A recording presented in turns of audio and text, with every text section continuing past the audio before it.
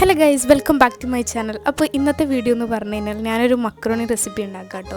സംഭവം എനിക്കും മക്രോണി ഒന്നും വലിയ ഇഷ്ടം ഉണ്ടായിരുന്നില്ല പണ്ട്. പക്ഷെ ഒരു ദിവസം ഉമ്മ ഭയങ്കര അടിപൊളി മക്രോണി ഉണ്ടാക്കിയപ്പോഴാട്ടോ ഞാൻ മക്രോണിൻ്റെ ഫാനായി മാറിയത്.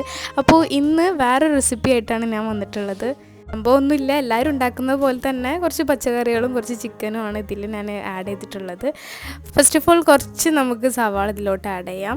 അത് കുറച്ച് ബ്രൗണിഷ് കളറായി വന്നു കഴിഞ്ഞാൽ നമുക്ക് നമ്മൾ സാധാ പോലെ തന്നെ ക്യാപ്സിക്കം, അതേപോലെ ക്യാരറ്റ്, തക്കാളി അതൊക്കെ ആഡ് ചെയ്തിട്ട് ജസ്റ്റ് മിക്സ് ചെയ്യാം.